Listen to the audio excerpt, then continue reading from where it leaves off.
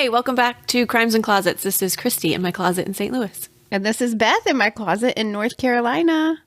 Hi, Beth. Hi. I miss your face. I really did. I know. I missed my face too, actually. I look at myself on here. No. This is definitely the first time that I have looked at myself today. I have been cleaning and the camera came on and I was like, oh gosh, look at my hair. It's okay. It looks like I've been through a car wash. I don't care what you look like. I'm glad to see you back on the screen again. Welcome back. Cheers. Crimes and Closets. Cheers. Happy Monday, everybody. We're so glad to be back. Yes. We had a very nice time off and away of not thinking about this. It may have been too much because now I'm like, oh, I have to work again. Yeah. We definitely work hobby. It's been a great time. To have relaxation. I just got back from the beach. And so if anyone wants any sand, I've got plenty. Just come holler and you can have some if you need to fill a sandbox. If you need, like some planter sand, I got you your back. It's fresh. Just dump it out of the shoe. Fresh from the seashore. Oh, I'm finding it everywhere. It's unbelievable. Yeah. Yeah. I had it in my glasses case and it scratched my glasses. Yeah. What? Like it didn't go on the beach. I don't know how it got in there. I don't like sand at all. Like that. Oh, really? I mean, it's part of the beach, man. No, but I don't really like the beach. Embrace the chaos. I love the beach. We made a TikTok while I was at the beach. Yeah, we did. So we're on TikTok. There's some housekeeping for you. You got to come follow us on TikTok. But actually, we made a TikTok while we were on the beach, and we got canceled off of TikTok. It's true. Permanently deleted. Within 24 hours. Yeah. No, it wasn't within 24 hours. It was within the first few days. We'd put like 4 videos on there, and we apparently violated all the community guidelines. We were permanently deleted for about 8 hours. I don't know what magic Christy did, but so if y'all, some little inside information, I am not a tech person. See, she's laughing because it's like hilarious for me to even say the word tech. That's how not a tech person I am. Christy's super good at it though. She can like figure anything out. It's amazing. And so we got this TikTok and I'm very new to TikTok. I don't love it yet, but I'm getting on board. And I was watching, Christy would like followed some people that she thinks are funny. And she's like, go on there. Come on. You'll enjoy it. We'll have a great time. So I'm like sitting on our deck on the ocean, following these people that Christy, friended, I don't know, followed for us or whatever. Followed. And then all of a sudden I get this message and it's like, you have been permanently deleted for violating guidelines. And I was like, Christy, something happened. Something happened to TikTok. I don't know what I did. I can't watch any more Gregisms. I'm freaking out. I was just trying to sit here watching these funny videos. I didn't do anything bad. I wasn't even looking at the phone funny. Like something happened. And she's like, I'll figure it out. And literally the next morning when I woke up, it was back online. I don't know that honestly it was anything that I did because I just sent an email. So I doubt they even read it. I think maybe it happens to people and they realize that something triggers it. And so then they take off whatever triggered it and then put you back up. Is what I think, really. Because they never answered our email. So we just got put back up. She figured it out. Now we're okay. And I was able to go watch my videos. And so I like to watch the videos. So come find us on there. Crimes and Closets. Crimes and Closets on TikTok. We don't know exactly how we'll use it. I was just going to say, we can promise you a lot. Right. But we'll probably use it more than Twitter. So, well, for sure. We already have, I think. For real. So, yeah. So we might be a little slow to doing it. But once we get used to like what kind of content we want to put on there, then you can see our faces on it, which I think is nice. It's much more, you can see my hair. Mm-hmm. It's not true. It's probably not all that nice, but some people like that, So anyway, well, do you have anything else for me? I don't have anything else for you. I think that's all the housekeeping, except we have a tagline at the end of this episode, which we love. Send them in. This is from our friend Nicole. Yes. I don't know if we can reach out and let her know that it's going to be on there because she sent it in a while ago. She did, and she sent a voicemail in Anchor. Which is great fun. Guys, if you will send us a voicemail, we'll play it. Yeah, for sure. We get really excited about those. They're super fun. Yeah. And they're really easy to add to the episode when it's in there. True. And the link is in our show notes. Yes, it is. Yes, there you go. It does. Click it and send us a voicemail. Yeah. And let's give the people what they want. Are you ready? I'm ready. Let's get back in the swing.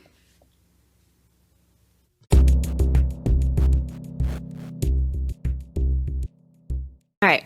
This case was sent to us by our friends over at Crimes. I always say Crimes and Roses. It's Crime and Roses. Oh. Yes.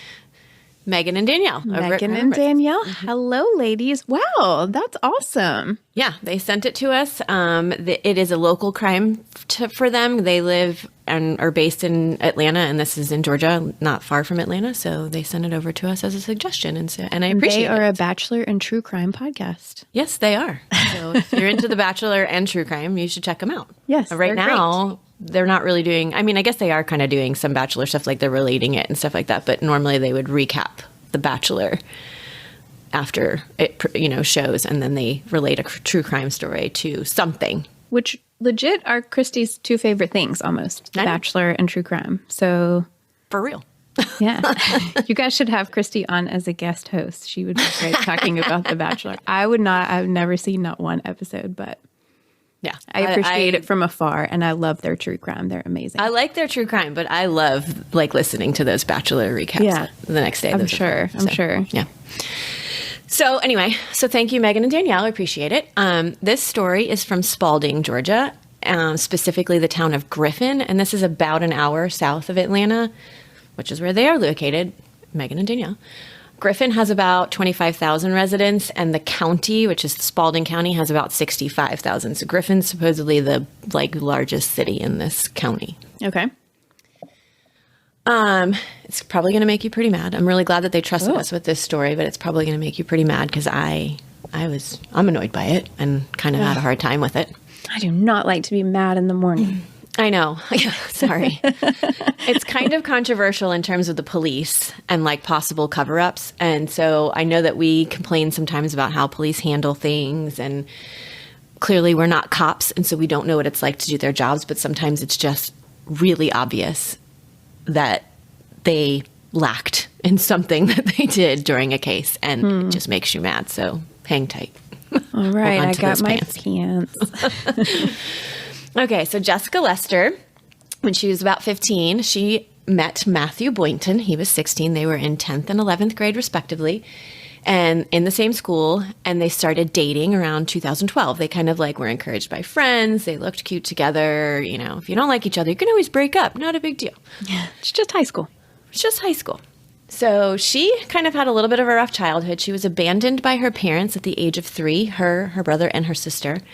And so they grew up actually on their grandparents' farm in Pike County, which is about 15 miles from Spalding, the other county.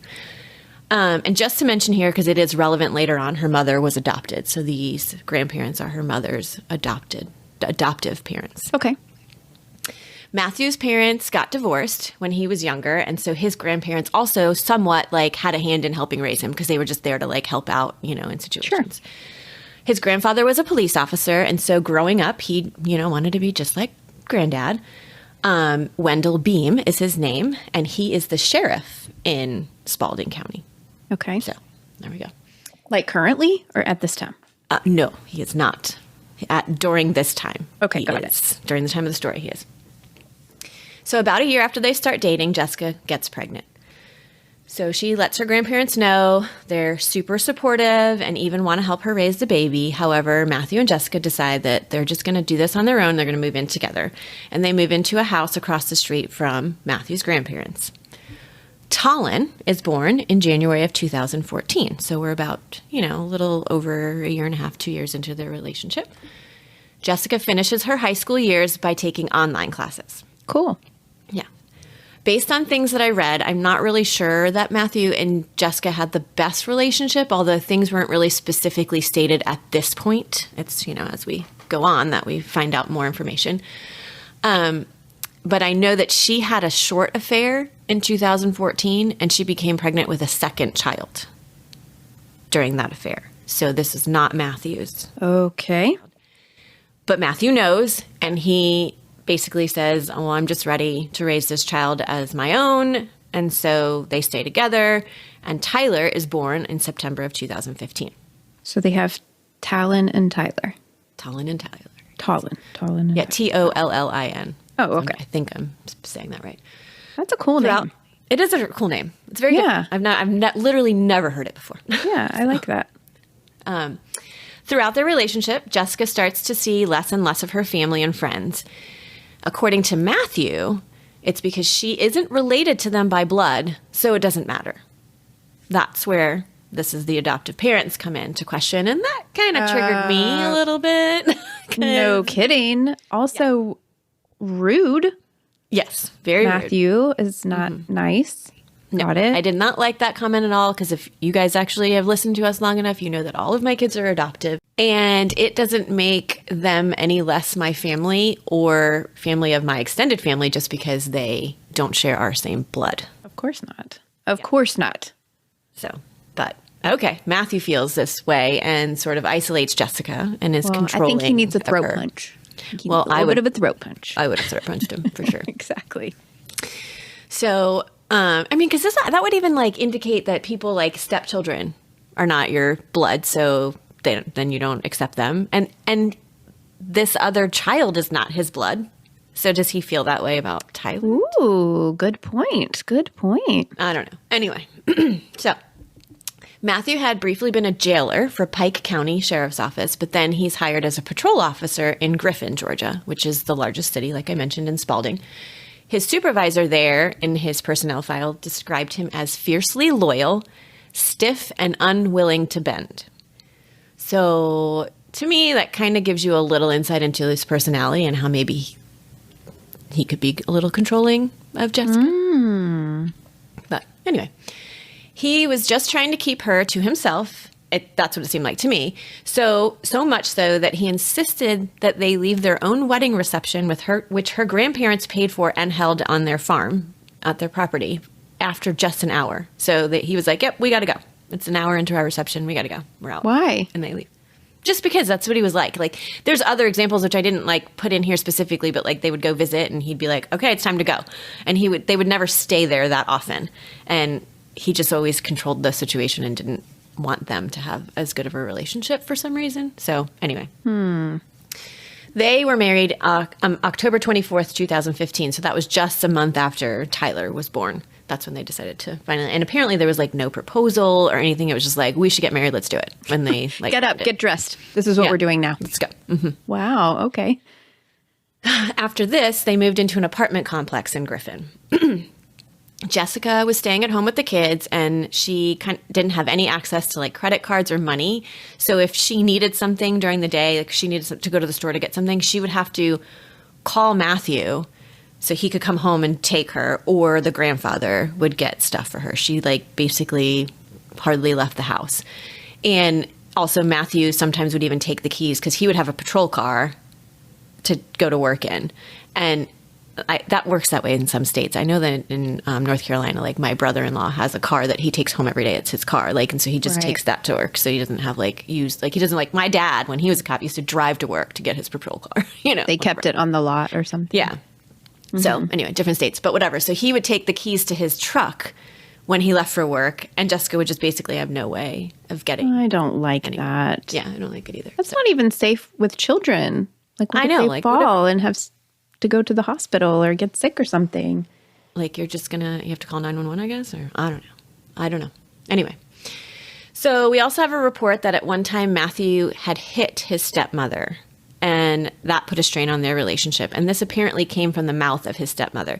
She never like spoke to any, reporters or anything, but whatever story I read this from, Jessica's aunt worked at the same school as his stepmom, and they were like having lunch one day, and she kind of confided that in the aunt. And, she was kind of, I think, expressing her concern for Jessica, like keep an eye on her kind of thing. So they're becoming aware of this possible toxic environment that she's in. It's even speculated that she possibly had that short affair she had in 2014, and got pregnant as a sort of a way of kind of trying to get out of the relationship, because maybe Matthew would want to break it off, and like she could just go and get out. But it's not really confirmed. They just kind of think that might be why she did that. So I'm sure it was, at least subconsciously, if nothing else. Yeah. If she's not happy, like she's going to go and have an affair. And then she's like, oh, wait, I could get out of this. Right. So after about 6 months of marriage, Jessica becomes aware of an affair that Matthew is having with a woman named Courtney, who's a dispatcher for the Spalding Sheriff's Office. Jessica and Matthew argue about this, and he admitted it to her, and she basically decided, all right, I'm taking my life back now, and I'm going to move out. We're going to get a divorce. I'm getting me and the kids out of here, whatever. And she puts her plan in motion. Her grandmother helped her secure a lawyer for the divorce, and Jessica was documenting everything in a notebook. She had this like red, composition notebook that, times that she believed Matthew was with the girlfriend and whatnot, and just also in general writing questions down that she might have for her lawyer. Bless her heart. I know. So on April 15th, 2015, she was going to move in with her sister. That was a Friday, and she had planned, all right, tomorrow I'm moving in with my sister, packing up her bags.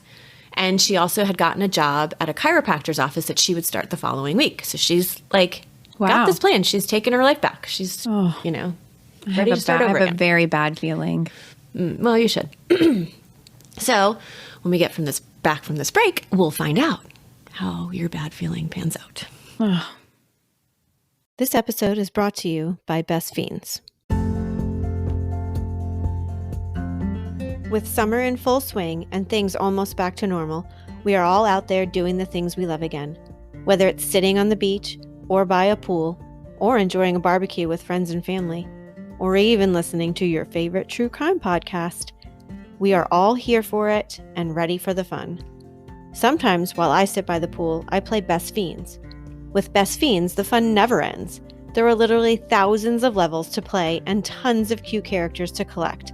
I'm up to level 240, and I'm always amazed at how the game constantly challenges my brain. Sometimes it takes me several tries to pass the levels, and I'm always so determined to figure it out. It's one of those games that makes 30 minutes feel like 30 seconds, which can be good or bad.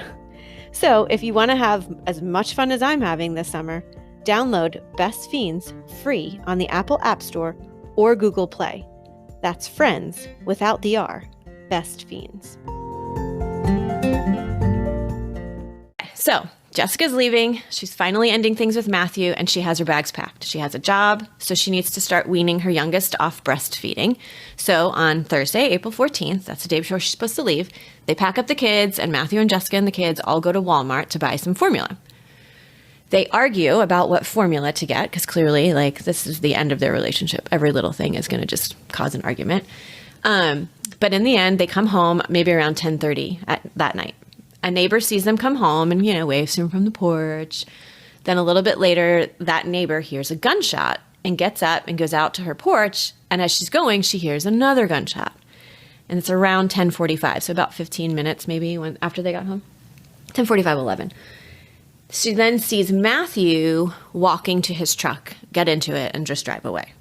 So she doesn't know if it's come from there, where it came from. She just heard it. She's out on her porch, and this is what she's witnessing. Matthew goes and meets a friend at the Waffle House and leaves to head home around 12:54. And we know this because he has text messages on his phone. And he receives a text from Jessica at that point stating that she can't do this anymore. She's had suicidal thoughts in the past. Take care of the boys. Tell them I love them, etc., etc. Oh, no. So he calls EMS to dispatch a unit to his location and explains that he's racing home. He's afraid of what his wife's going to do, kill herself, hurt their children. He doesn't know. Please meet me there. He gets home within minutes, and he's walking up to the building. He hears 2 gunshots, and this is around 1 a.m. He runs into the house looking for Jessica and Talon and doesn't see anyone. And so he grabs his police radio from the kitchen and leaves the apartment and calls from his police radio, looking for help. And he explains that he heard gunshots, left the scene because he wasn't sure if it was an active situation and what was going on. So he was just I need to just get out of here and get help. So he said he was going to remain outside the home until police got there. So police arrive within minutes and immediately enter the home and see Tallon sleeping in his room, and Tyler is crying from his crib in his bedroom. Okay.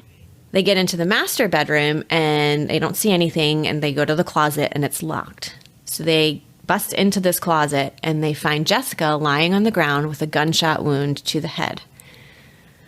Nothing short of a miracle, though. She was in the closet. She was in her closet. Yes. She is actually alive at this point. Oh, thank God. Yes, she's fighting police. And when I say that, she's like batting them away because she's probably very confused as to what's like happening. I mean, you're shot in the head. Whether you did it yourself or not, you're still shot in the head. I'm sure you like are kind of confused as to what's going on because you're alive. All of this, by the way, is on body cam footage. Like, you're watching. You see them find her, get her out of the closet. She's laying on the ground and like batting the police away. Did you watch it? Yeah. Mm-hmm. Mm-hmm. So the whole time, Matthew's on this body cam footage also is very upset by all of this and being asked questions about what he's wearing, if he's changed, and he's insisting, I haven't changed anything. I've been wearing this all night. I washed my hands. I didn't try and wash anything off of me because I know that you're going to have to do some testing. And so I just kind of I left the house and I've just been sitting here. I haven't done anything. So they get her to the hospital and she's rushed into surgery. And again, nothing short of a miracle. She survives this gunshot to the head. Oh, good. Yes. Now she's going to start talking, is she? We have a survivor. So, well, wait. She's in a medically induced coma for 3 weeks due to traumatic brain injury, though, and she just needs time to heal. So they are giving her body time to rest. And when she's woken up, she has zero memory of the incident. Oh, no. Nothing. The last thing she remembers is coming home from Walmart, going to get her shoes on to take the dog out for a walk. And that's it. That's all she remembers. Okay.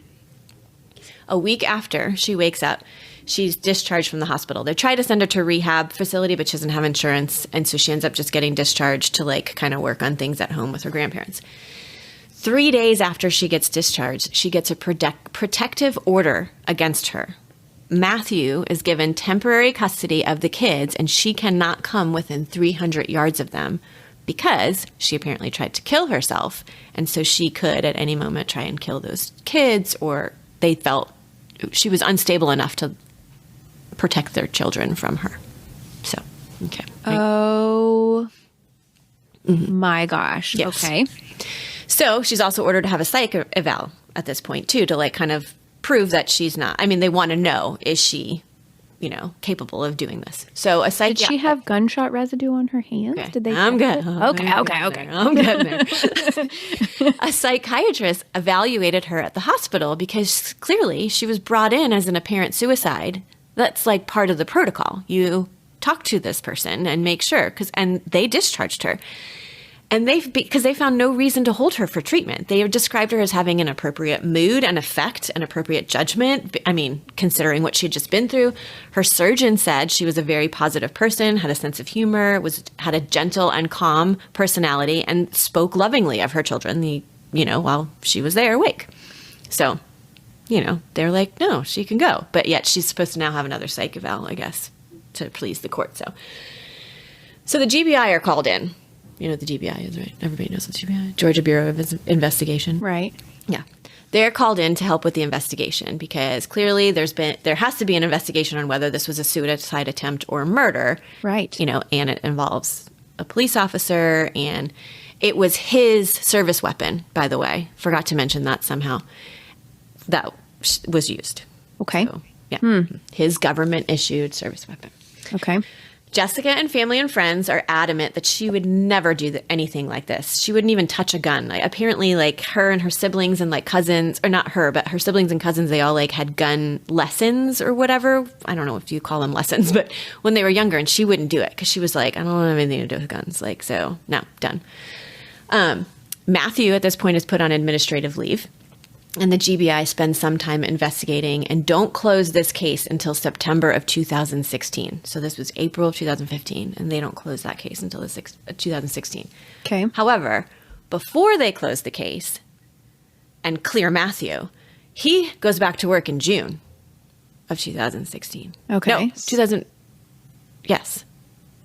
I don't, you know what? I didn't write that down, and that's my bad. But he goes back to work before GBI closes this case. Okay. Basically, his department is kind of like, we don't think he did it. He's probably going to be cleared, so we'll just put him back to work now. Like, which, I don't know. That doesn't fly with me, because how can somebody be in the center of the investigation, of this investigation, and just go back to being a police officer? And it being an open investigation, and it happening with his personal gun. Right. I know. Yeah. So, but well, not personal gun, but his work gun. His work gun. Based on the suicide text that was sent and Jessica's DNA being on the gun, Matthew is eventually cleared by the GBI, and they rule it a self-inflicted gunshot wound. The chief medical examiner that was featured in this report ruled it a suicide attempt, but never actually examined Jessica. Okay. So, the report also only contains interview statements from Matthew's coworkers, nothing from Jessica's family or friends, and like what they thought, because clearly they're like, she wouldn't do this. We think it was Matthew. He was controlling, but they weren't involved or questioned at all. So, doesn't even make any sense. No, like you're not even trying. No, it doesn't make sense. So I've sort of alluded to the fact that there are some suspicious circumstances surrounding this incident. So let's just take a little bit of a deeper dive into things. There were some amateur sleuths out there, which we all know how great those amateur sleuths are.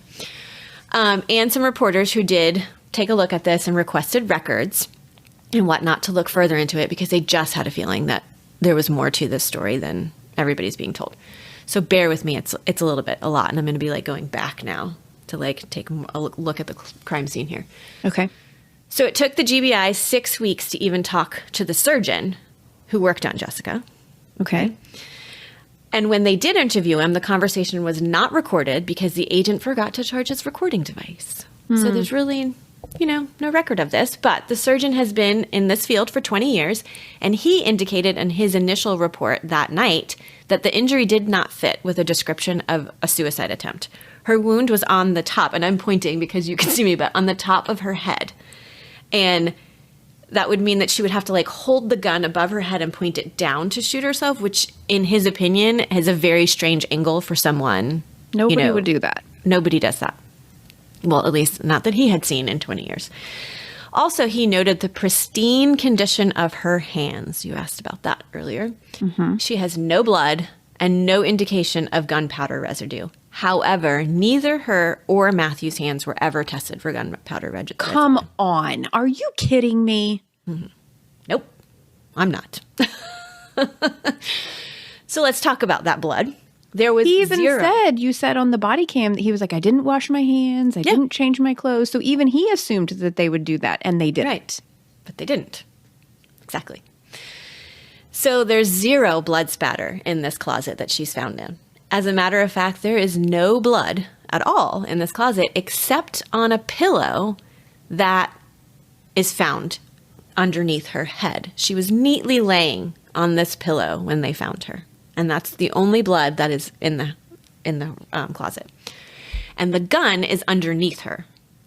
So that's how, they're saying her hand probably with DNA, but her DNA was on it because she's laying on this gun. Mm-hmm. In the closet, there were 2 bullet holes found. One high up on the wall, indicating that it was shot up in an upward trajectory. So if she's shooting her head down, why would there be a bullet hole going up through?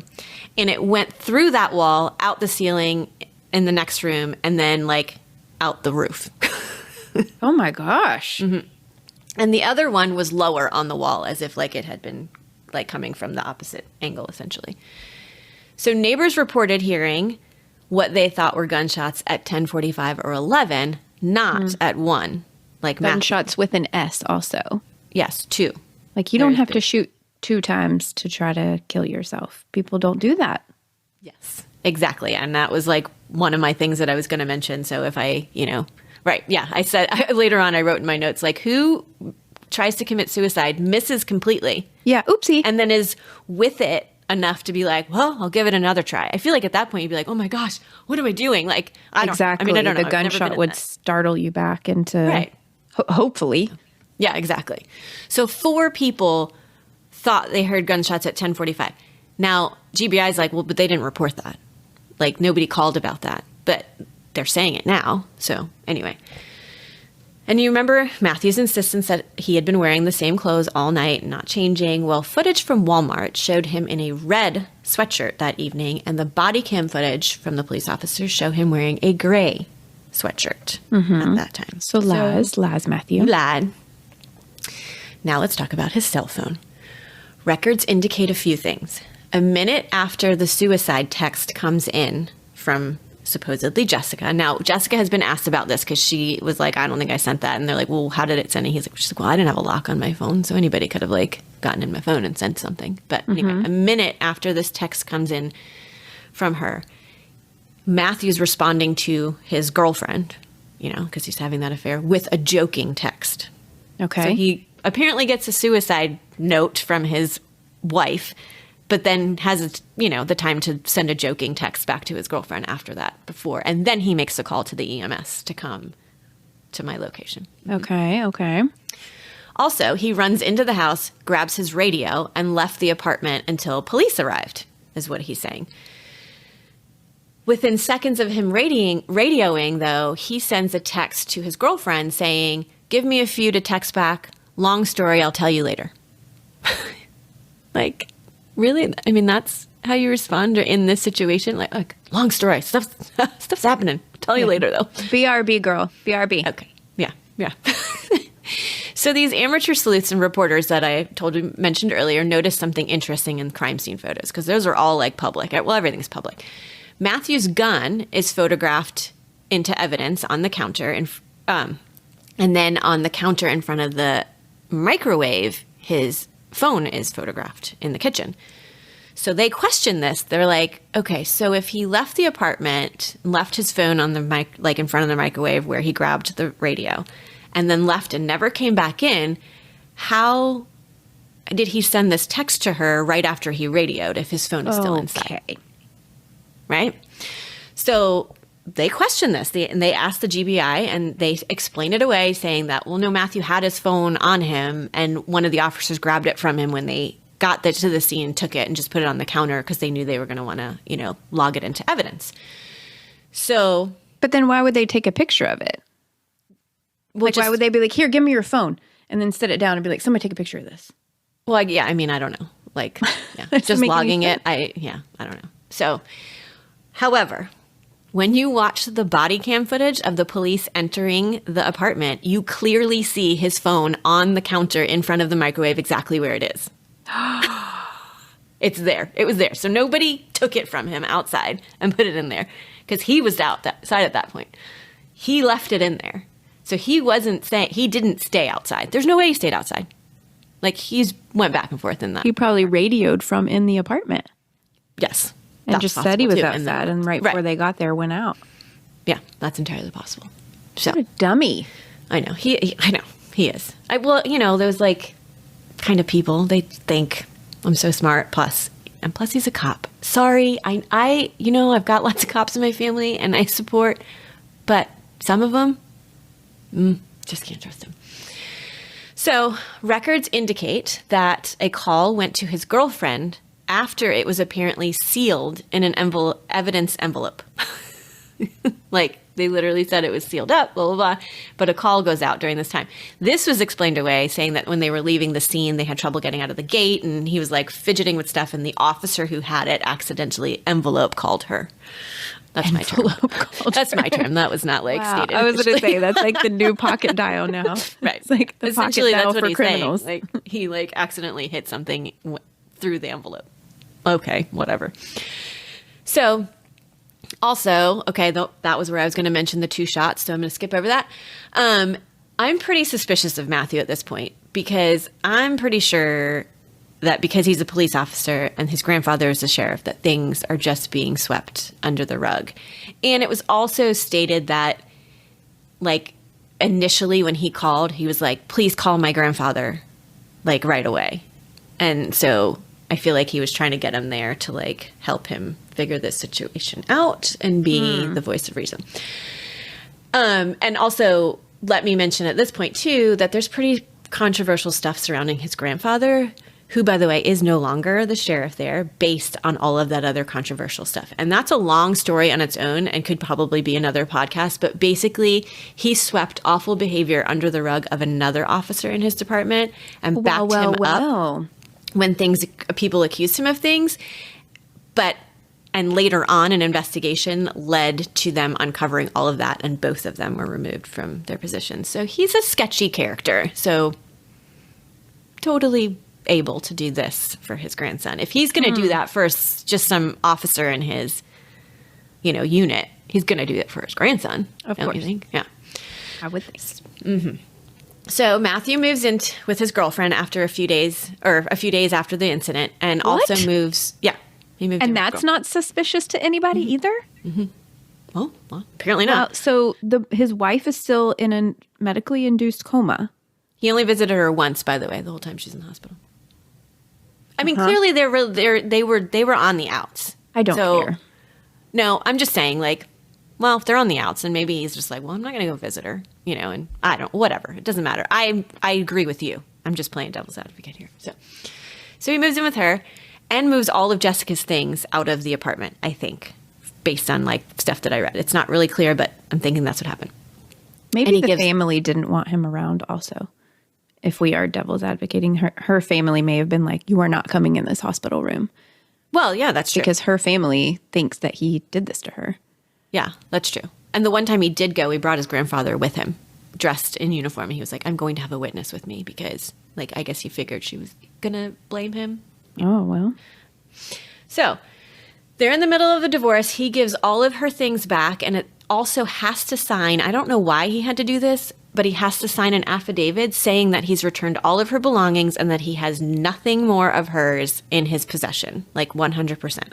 I don't know if that's a normal thing in a divorce, but regardless, he has to do this. So in December of 2016, Jessica files a report with police that she's missing belongings and that she believes Matthew has had it this whole time and is not giving them back to her. He and the dispatcher break up, the one that he moved in with. And not long after that, ends up with a new girlfriend pretty quickly and moves in together with her in January of 2017. During the move, his new girlfriend comes across this gym bag with women's clothing in it and a retainer with Jessica's name, written across the top of the container of the retainer. Retainer's container. Rhonda the Honda. Retainer container.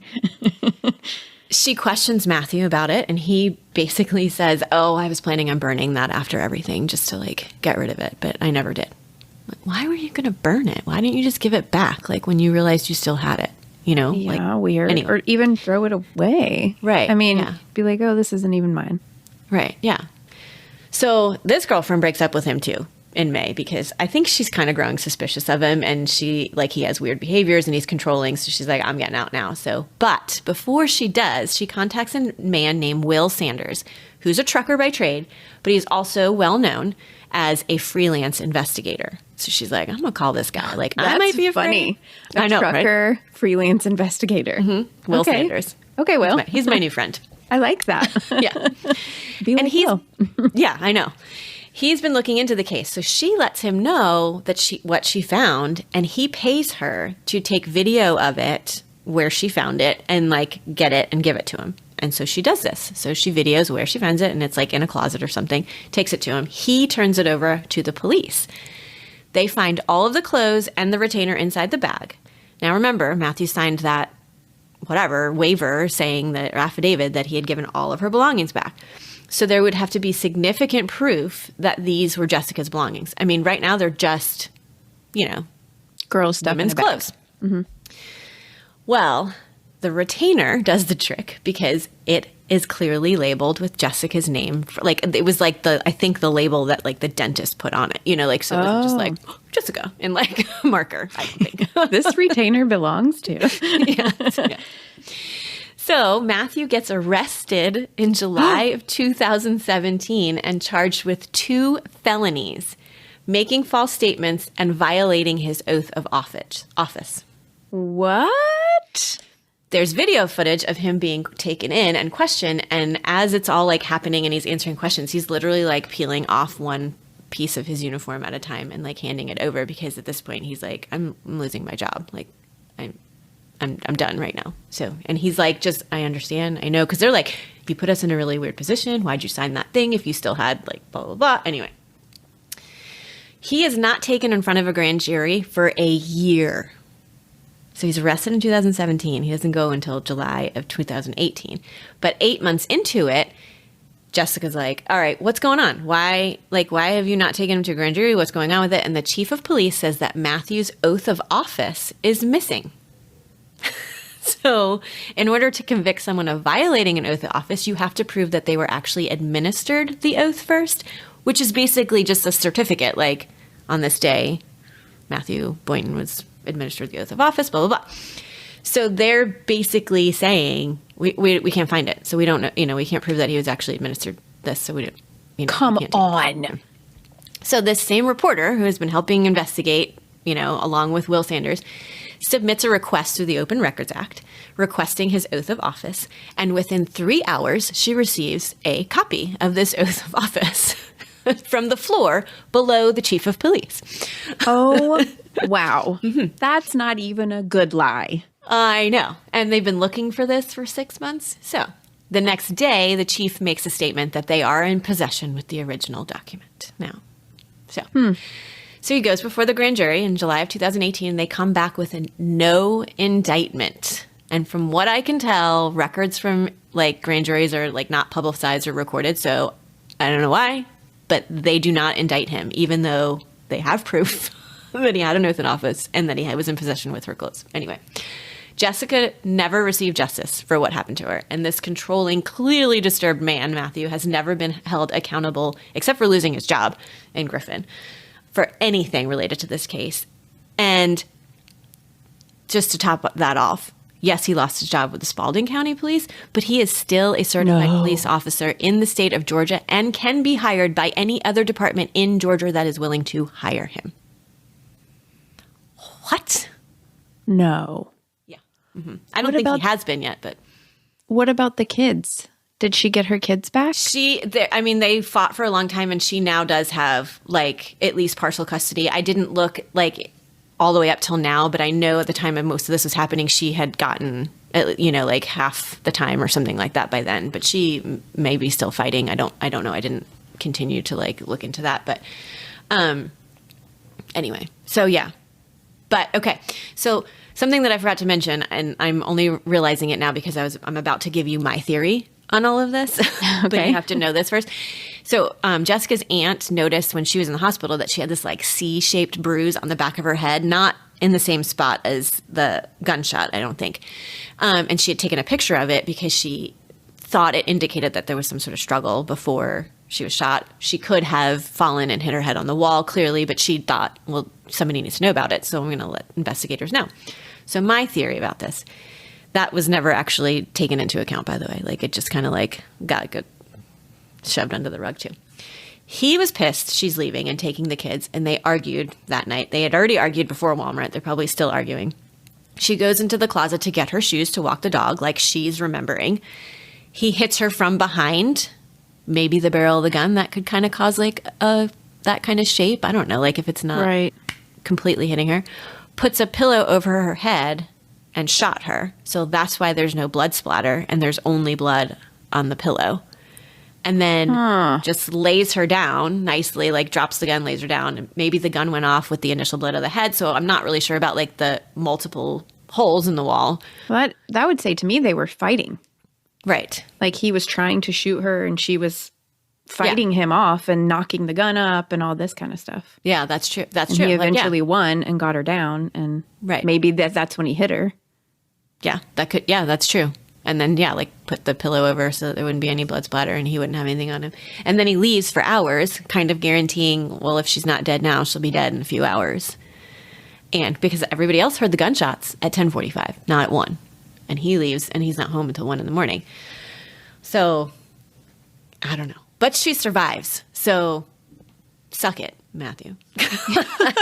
Not that he got in trouble, like, not that she was able to actually get him, like, held accountable for anything, but, like, It's so frustrating. I don't know. Are you frustrated by it? Because I'm. Yes, I think it's really gross. The whole entire thing gives me the skeeves because it's like you're not safe with anybody.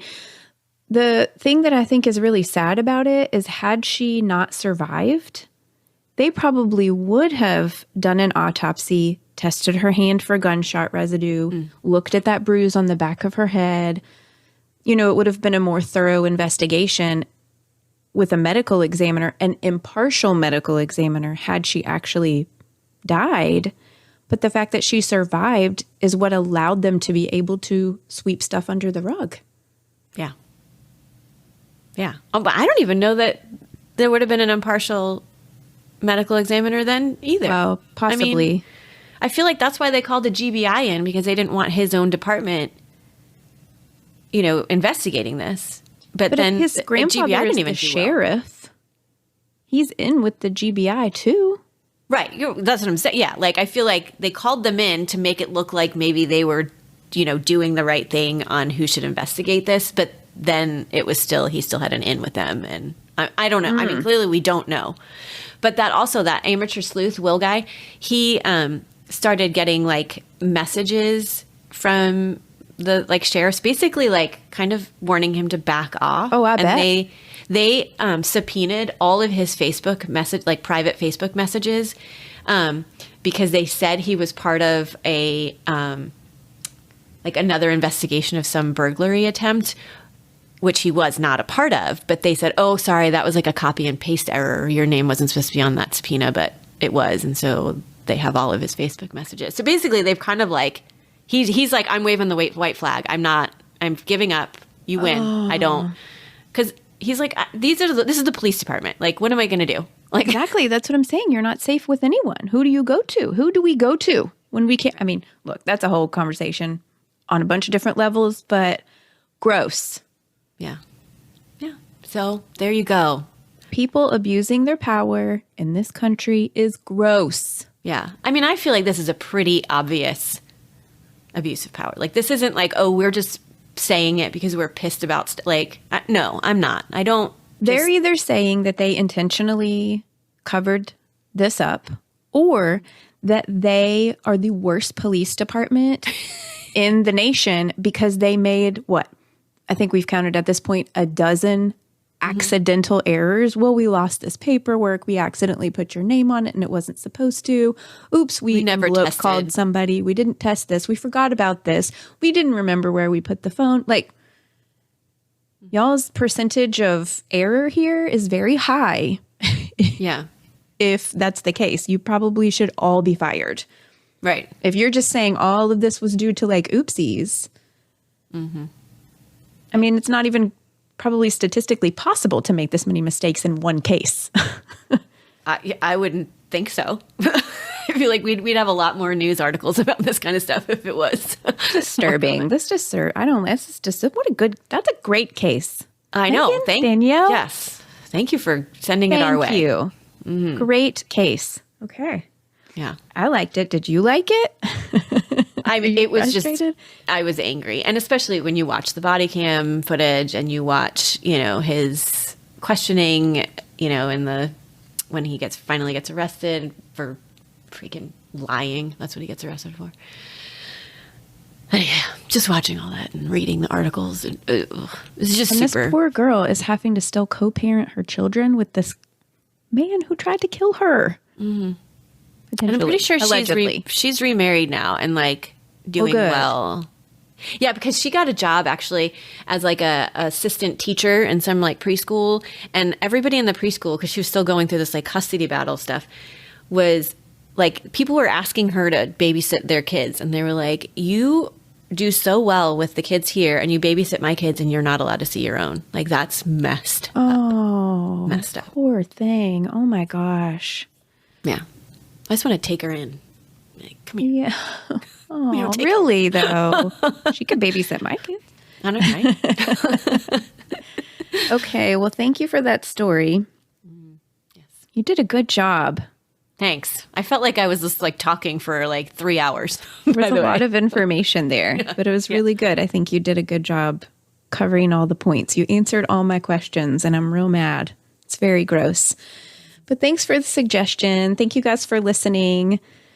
We love spending our Mondays with you and appreciate you guys so much. I know we say that a lot, but we really appreciate you guys. Thank you for all of the support and the love and the suggestions. Come find us on social media. Let's see some pictures and posts of this case that Christy is talking about. Give us a like, a rate, and a review. Subscribe. Tell your friends. And always remember, the world is scary. People suck. Hide in your closet. Always remember, the world is scary. People suck. Hide in your closets.